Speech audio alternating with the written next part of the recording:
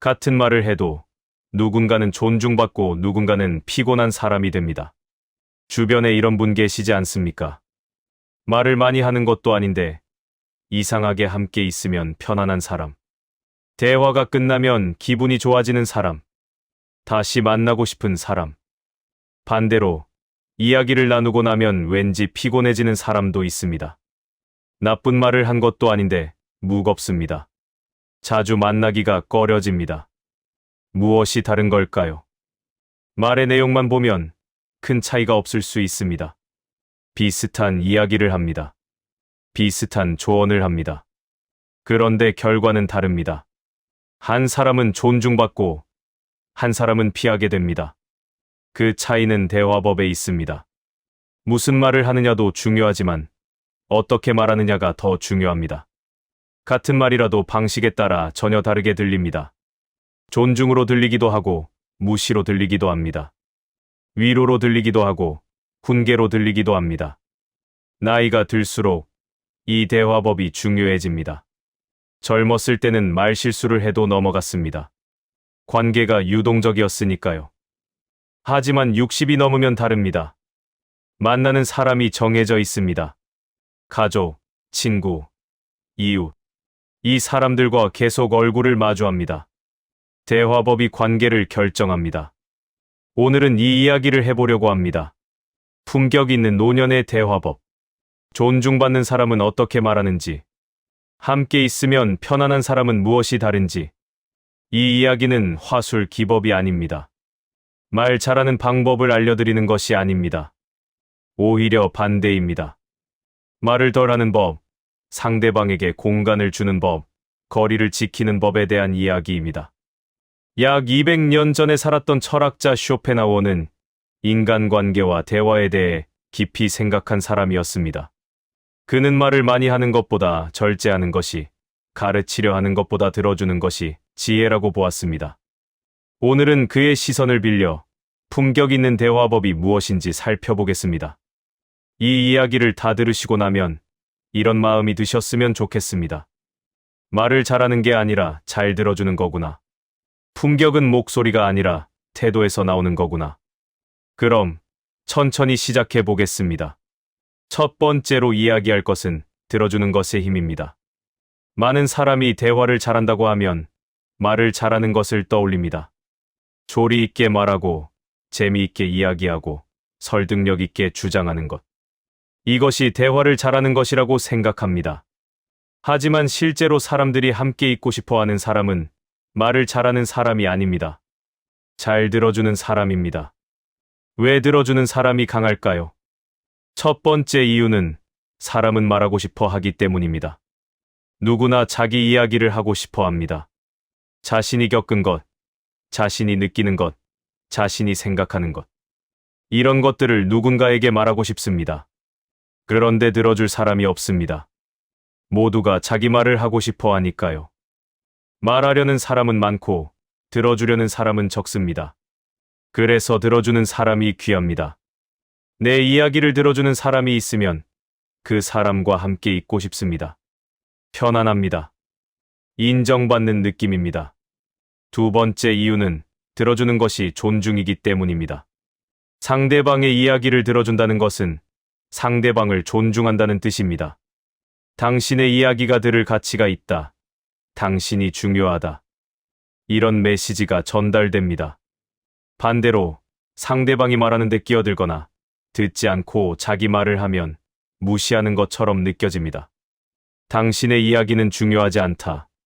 내 말이 더 중요하다. 이런 메시지가 전달됩니다. 세 번째 이유는 들어줘야 상대방을 알 수 있기 때문입니다. 말만 하면 상대방을 알 수 없습니다. 내 생각, 내 경험, 내 의견만 전달할 뿐입니다. 하지만 들으면 상대방이 어떤 사람인지 알게 됩니다. 무엇을 좋아하는지, 무엇이 힘든지, 무엇을 원하는지. 알아야 관계가 깊어집니다. 알아야 진짜 소통이 됩니다. 네 번째 이유는 들어주는 것이 힘이 있기 때문입니다. 역설적이지만 말을 많이 하는 사람보다 조용히 듣는 사람이 더 강해 보입니다. 말을 많이 하는 것은 때로는 불안해 보입니다. 자신을 증명하려는 것 같고 인정받고 싶어 하는 것 같습니다. 조급해 보입니다. 반면 조용히 듣는 것은 여유가 있어 보입니다. 자신을 증명할 필요가 없고 상대방에게 공간을 줄 수 있는 사람. 이런 사람이 강해 보입니다. 무게가 있습니다. 슈조펜하우어라면 이렇게 말했을 것입니다. 고독을 견디는 사람은 말로 자신을 증명하려 하지 않는다고요. 자기 안에 충분함이 있으면 굳이 말로 자신을 드러낼 필요가 없습니다. 상대방의 이야기를 들어줄 여유가 있습니다. 이것이 내면의 힘입니다. 반면 자기 안에 불안이 있으면 계속 말을 합니다. 자신을 증명하려 합니다. 인정받으려 합니다. 이것은 약함의 표시입니다. 들어주는 사람이 강한 사람입니다. 현실에서 어떻게 적용할 수 있을까요? 자녀와 대화할 때를 생각해 보십시오. 자녀가 뭔가를 이야기하면 바로 끼어들지 마십시오. 조언하려 하지 마십시오. 먼저 끝까지 들어주십시오. 그래서 그 다음에 그랬구나. 이 정도면 충분합니다. 자녀가 다 이야기할 때까지 기다려 주십시오. 자녀가 다 이야기하고 나면 그제야 말해도 됩니다. 혹은 말하지 않아도 됩니다. 때로는 들어주는 것만으로 충분합니다. 친구 모임에서도 마찬가지입니다. 모임에서 자기 이야기만 하는 사람이 있습니다. 이런 사람과 있으면 피곤합니다. 다음에 만나기가 꺼려집니다. 반면 다른 사람의 이야기를 들어주는 사람이 있습니다. 이런 사람과 있으면 편안합니다. 또 만나고 싶습니다. 어떤 사람이 되고 싶으십니까? 두 번째로 이야기할 것은 단정하지 않는 것입니다. 나이가 들면 경험이 쌓입니다. 세상이 어떻게 돌아가는지 알게 됩니다.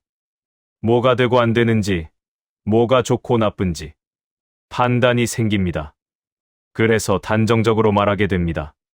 그건 안 돼. 그건 틀렸어. 그건 잘못이야. 그렇게 하면 안 돼. 확신이 있으니까요. 경험에서 나온 것이니까요. 상대방에게 정확한 정보를 주려는 것입니다. 하지만 이 단정적인 말투가 문제를 만듭니다. 왜 단정 짓는 말이 문제가 될까요? 첫 번째, 상대방의 여지를 없앱니다. 안 돼. 틀렸어 라고 하면 상대방은 더 이상 말할 것이 없습니다. 대화가 끝납니다. 상대방의 생각, 상대방의 판단이 들어갈 자리가 없습니다. 상대방은 다칩니다. 더 이상 이야기하고 싶지 않습니다. 어차피 제 말은 안 통하니까요. 두 번째, 오만해 보입니다. 단정적으로 말하면 내가 옳고 너는 틀렸다는 뉘앙스가 있습니다. 상대방을 가르치려는 것 같습니다. 위에서 아래로 말하는 것 같습니다. 상대방은 기분이 나쁩니다. 존중받지 못한다고 느낍니다. 세 번째, 틀릴 수 있습니다. 아무리 경험이 많아도 모든 것을 아는 것은 아닙니다. 상황이 다를 수 있고, 시대가 다를 수 있고, 사람이 다를 수 있습니다. 내가 맞다고 확신한 것이 틀릴 수도 있습니다. 단정 지으면 틀렸을 때 난처해집니다. 슈조펜하우어라면 이렇게 말했을 것입니다. 지혜로운 사람은 자신의 한계를 안다고요. 모든 것을 안다고 생각하는 것은 어리석음이라고요. 세상에 절대적인 진리는 많지 않습니다. 대부분의 것은 관점에 따라 다릅니다. 상황에 따라 다릅니다. 그래서 단정 짓는 것은 위험합니다. 단정 짓지 않는 말하기는 어떤 것일까요? 안 돼. 대신 어려울 수 있어 라고 말합니다. 틀렸어. 대신 다른 방법도 있어 라고 말합니다. 그렇게 해야 해. 대신 내 생각에는 이라고 말합니다. 잘못이야. 대신 조심할 필요가 있을 것 같아 라고 말합니다. 이런 말투는 여지를 남깁니다. 상대방의 생각이 들어갈 공간이 있습니다. 대화가 계속될 수 있습니다. 그리고 겸손해 보입니다. 내가 모든 것을 아는 것이 아니라는 것을 인정하는 것입니다. 이것이 오히려 신뢰를 줍니다. 현실 사례를 들어보겠습니다. 한 아버지가 계셨습니다. 딸이 이직을 고민하고 있었습니다. 아버지는 이렇게 말했습니다. 그 회사는 안 돼. 요즘 업황이 안 좋아. 지금 회사에 있어. 아버지는 딸을 걱정한 것입니다. 딸이 실패하지 않기를 바란 것입니다. 하지만 딸은 다르게 느꼈습니다. 아버지가 단정 짓는구나. 내 판단을 믿지 않으시는구나. 딸은 더 이상 이직 이야기를 꺼내지 않았습니다. 결정을 혼자 했습니다. 아버지가 이렇게 말했다면 어땠을까요? 그 회사가 어떤지 내가 잘은 모르지만 요즘 업황이 좀 걱정되긴 해. 내 생각은 어때? 이렇게 말했다면 딸은 더 이야기했을 것입니다. 자신의 생각을, 자신의 계획을. 대화가 이어졌을 것입니다.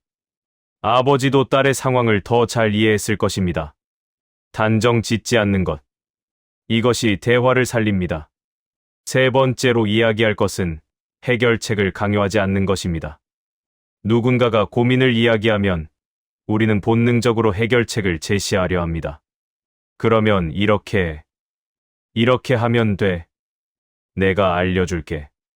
좋은 의도입니다. 상대방이 힘들어하니까 도와주고 싶은 것입니다. 문제를 해결해 주고 싶은 것입니다.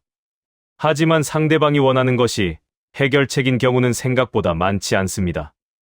왜 해결책 제시가 역효과가 날까요? 첫 번째, 상대방은 이미 알고 있을 수 있습니다. 우리가 생각하는 해결책을 상대방도 이미 알고 있을 가능성이 높습니다. 상대방이 바보가 아니니까요. 이미 여러 가지 방법을 생각해 봤을 것입니다. 그런데 이렇게 하면 돼라고 말하면 상대방은 생각합니다. 그거 나도 알아. 그게 안 돼서 고민하는 거야.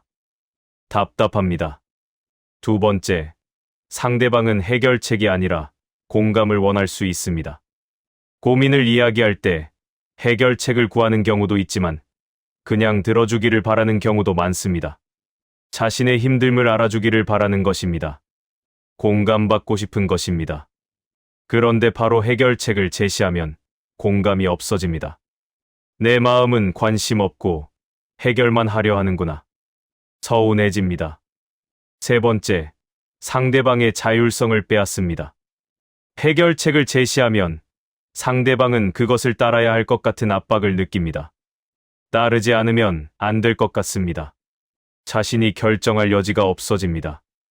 문제는 상대방의 것입니다. 해결하는 것도 상대방의 몫입니다. 그 과정을 대신해 주면 상대방의 성장을 방해하는 것일 수 있습니다. 쇼펜하우어라면 이렇게 말했을 것입니다. 진정한 도움은 대신 해결해 주는 것이 아니라 스스로 해결할 수 있도록 옆에 있어 주는 것이라고요. 물고기를 잡아주는 것이 아니라 물고기 잡는 법을 알게 해주는 것. 그리고 때로는 그것조차도 필요 없습니다. 그냥 옆에 있어 주는 것만으로 충분할 때가 있습니다. 해결책을 강요하지 않는다는 것은 어떤 것일까요? 먼저, 상대방이 원하는 것이 무엇인지 확인합니다. 조언이 필요해? 아니면 그냥 들어줄까?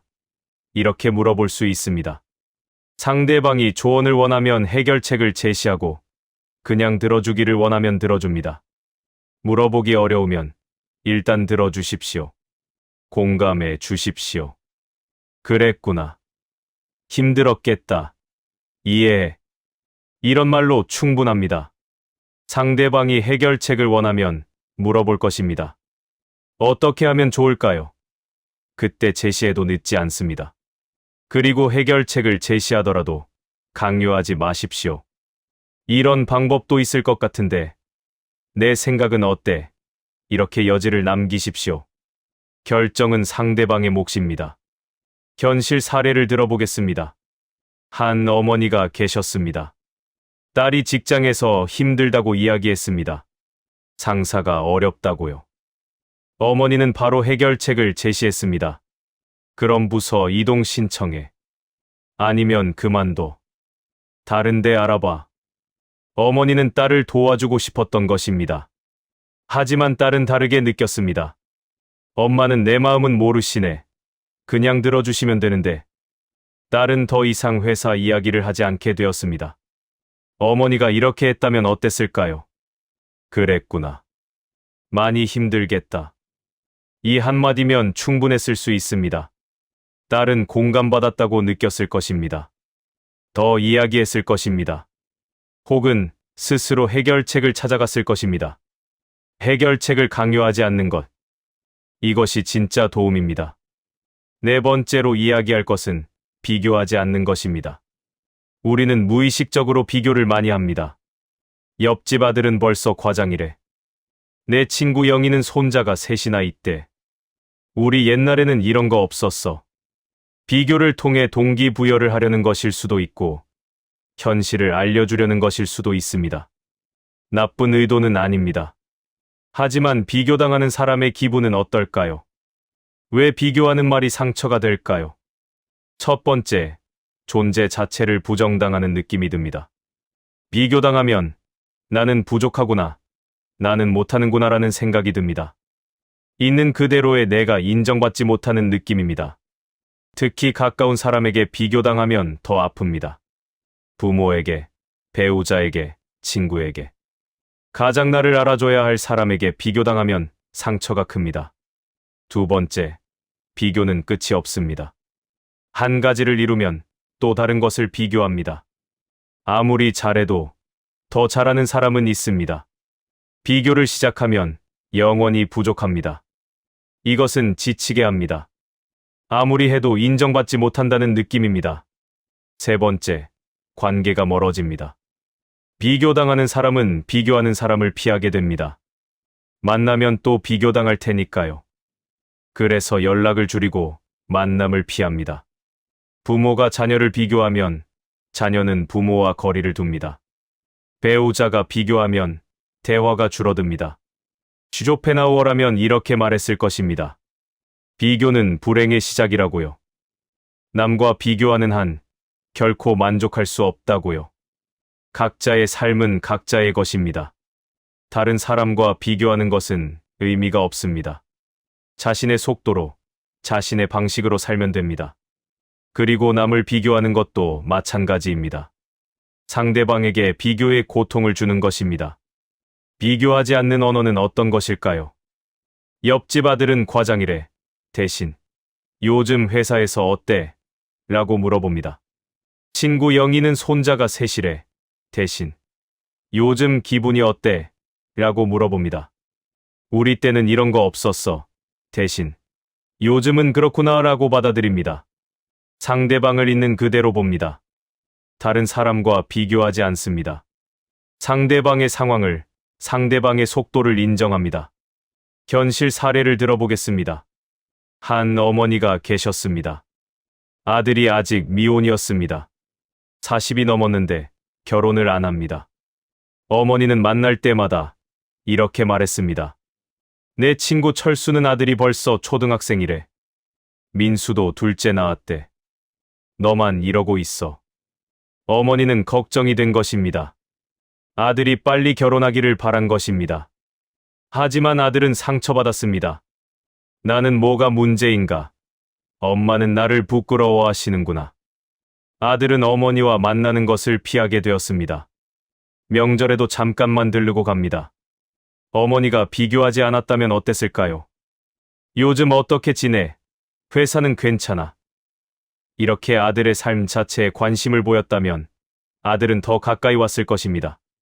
결혼 이야기도 편하게 할 수 있었을 것입니다. 비교하지 않는 것. 이것이 사랑입니다. 다섯 번째로 이야기할 것은 침묵입니다. 침묵이라고 하면 대화를 포기하는 것처럼 들릴 수 있습니다. 말을 안 하면 소통이 안 되는 것 아닌가.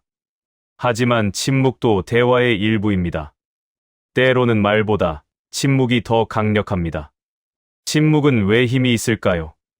첫 번째, 침묵은 공간을 만듭니다. 말을 하면 공간이 채워집니다.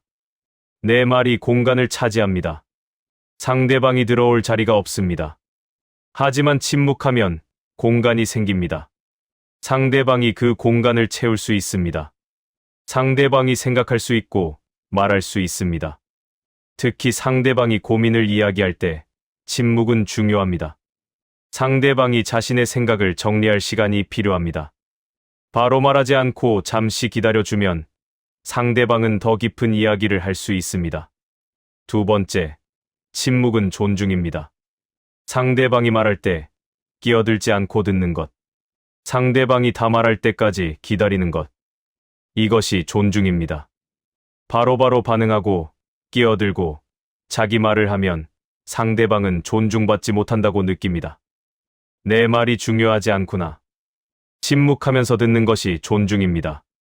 세 번째, 침묵은 무게를 줍니다. 말을 많이 하는 사람은 가벼워 보일 수 있습니다. 모든 것에 의견을 말하고 모든 것에 반응하면 그 말들의 가치가 떨어집니다. 반면 적게 말하는 사람의 말은 무겁습니다.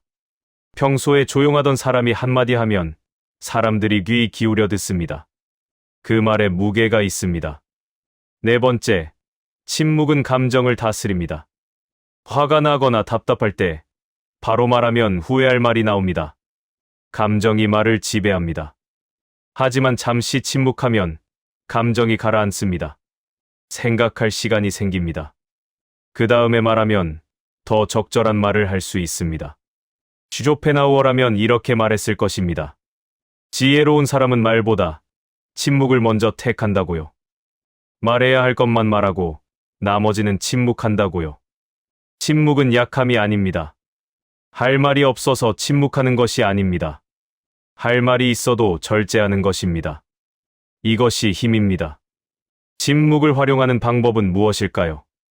상대방이 말할 때 끼어들지 마십시오. 상대방이 문장을 끝내도 바로 말하지 마십시오. 2에 3초 기다려 보십시오. 상대방이 더 할 말이 있을 수 있습니다. 화가 날 때 바로 말하지 마십시오. 숨을 한 번 쉬십시오. 마음을 가라앉히십시오. 그 다음에 말해도 늦지 않습니다. 모든 것에 반응하지 마십시오. 모든 말에 의견을 말할 필요 없습니다. 그렇구나 라고 끄덕이는 것만으로 충분할 때가 많습니다. 현실 사례를 들어보겠습니다. 한 부부가 있었습니다. 아내가 직장에서 있었던 일을 이야기했습니다. 상사가 부당하게 대했다고요. 남편은 바로 말했습니다. 그래서 뭐라고 했어? 왜 가만히 있었어? 이렇게 했어야지. 남편은 아내를 도우려 한 것입니다. 해결책을 제시하려 한 것입니다. 하지만 아내는 답답했습니다. 내 말을 안 들어주네. 바로 해결책만 말하네. 대화가 끊겼습니다. 만약 남편이 잠시 침묵하고 들어주었다면 어땠을까요? 아내가 다 이야기할 때까지 기다렸다면요. 아내는 속이 시원했을 것입니다. 그리고 스스로 정리했을 것입니다. 침묵은 무관심이 아닙니다. 가장 깊은 관심입니다. 여기서 현실적인 이야기를 하나 해보겠습니다. 오래 함께 산 부부 사이에서 대화가 단절되는 경우가 많습니다. 밥 먹을 때도 말이 없고, 텔레비전 볼 때도 말이 없고, 같은 집에 살지만 각자 삽니다. 말을 해도 대답이 없거나 대답이 와도 짧습니다. 대화다운 대화가 없습니다. 왜 이렇게 되었을까요? 대화 단절의 원인을 살펴보겠습니다. 첫 번째, 말해봤자 소용없다는 생각입니다. 수십 년을 함께 살면서 상대방이 어떤 사람인지 알게 됩니다. 말해도 안 바뀐다는 것을 압니다. 어차피 싸움으로 끝난다는 것을 압니다. 그래서 아예 말을 안 하게 됩니다. 두 번째, 상처가 쌓였습니다. 오랜 세월 동안 주고받은 상처가 있습니다. 그 상처가 가시지 않았습니다. 상대방에게 마음을 열기가 어렵습니다. 방어적이 됩니다. 세 번째, 대화 방식이 잘못되었습니다.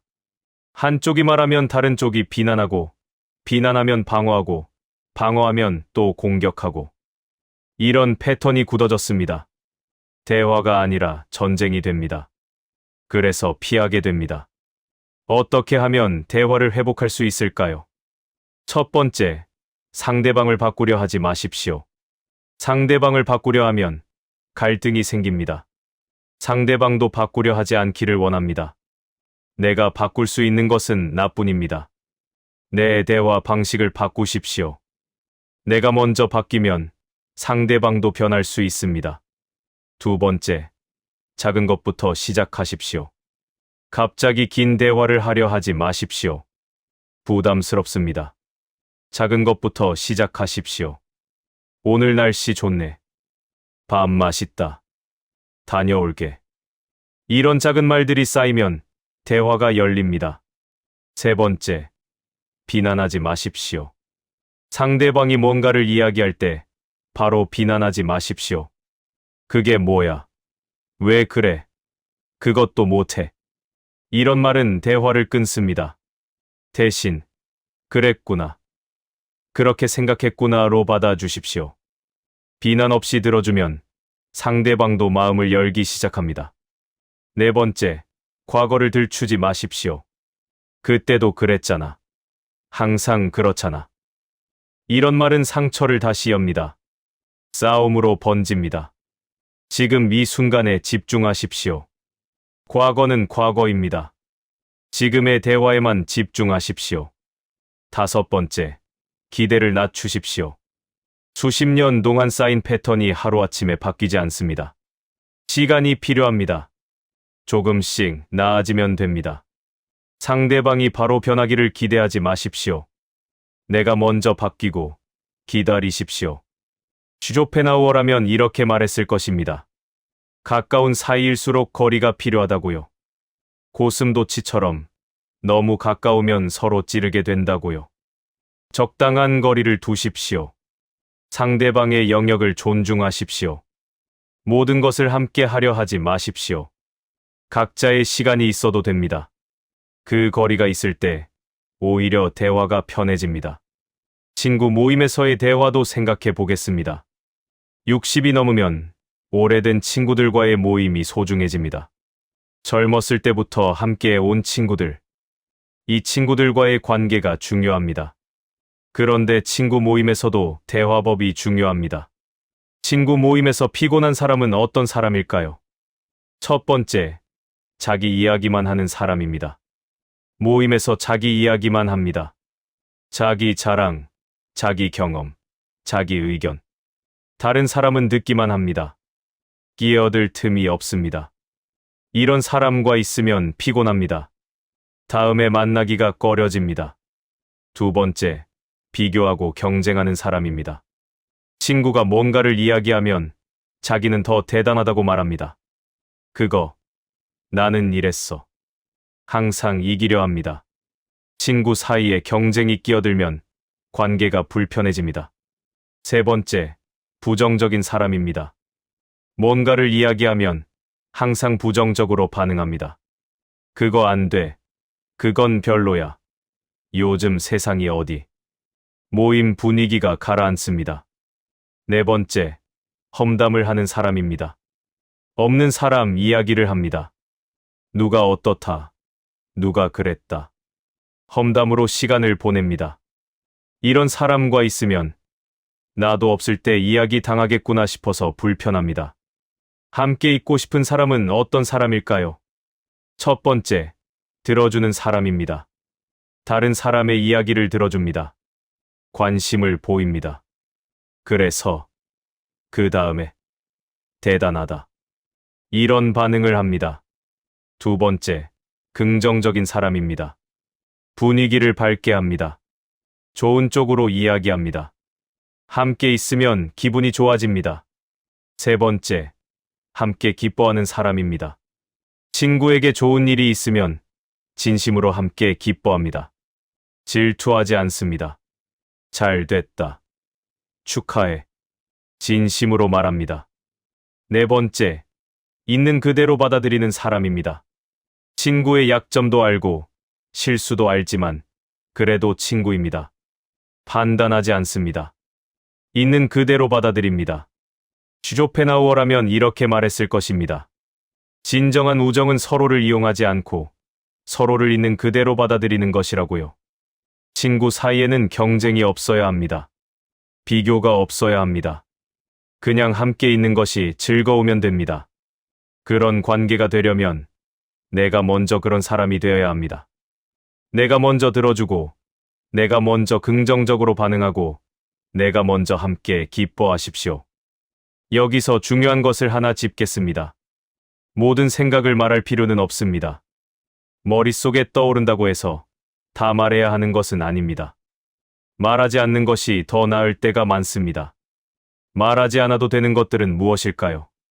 첫 번째, 상대방이 바꿀 수 없는 것입니다. 상대방의 외모, 상대방의 과거, 상대방이 이미 한 선택.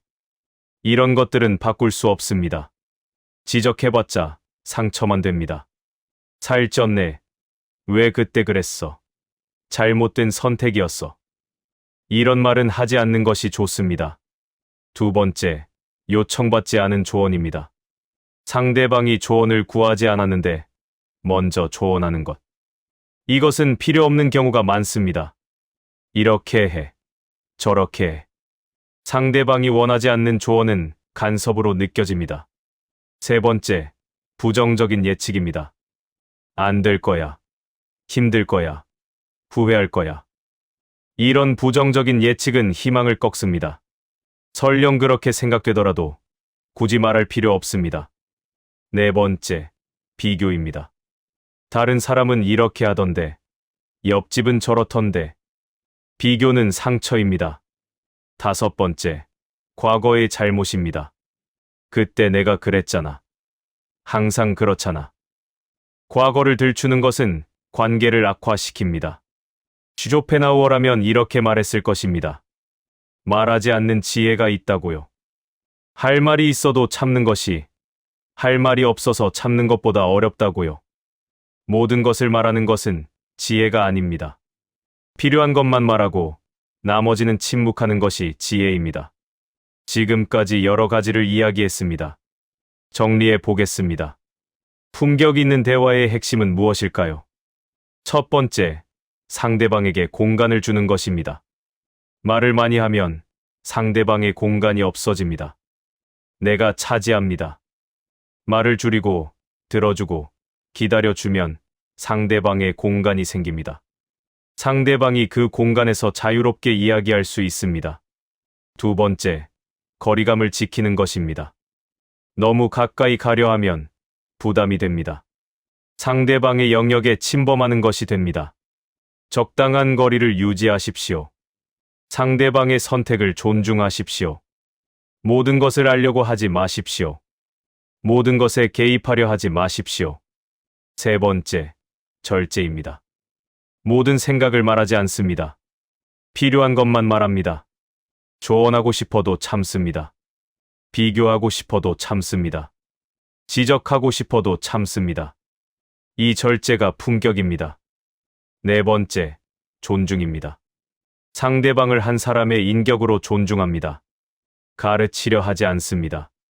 바꾸려 하지 않습니다. 있는 그대로 받아들입니다. 다섯 번째, 자신을 증명하려 하지 않는 것입니다. 말로 자신을 증명하려 하면 말이 많아집니다. 자랑하게 됩니다. 경쟁하게 됩니다. 자신을 증명할 필요가 없으면 편안합니다. 상대방에게 집중할 수 있습니다. 들어줄 수 있습니다. 이것이 품격 있는 대화의 핵심입니다. 오늘 우리는 품격 있는 노년의 대화법에 대해 이야기했습니다. 들어주는 것의 힘, 단정 짓지 않는 것, 해결책을 강요하지 않는 것, 비교하지 않는 것, 침묵의 힘. 이런 것들을 살펴보았습니다. 오늘 이 이야기가 당신에게 깨달음이 되었으면 좋겠습니다. 품격은 목소리 톤에서 나오지 않습니다. 목소리가 크다고, 말을 잘한다고 품격이 있는 것이 아닙니다. 품격은 상대를 향한 거리감에서 나옵니다. 적당한 거리를 유지하는 것.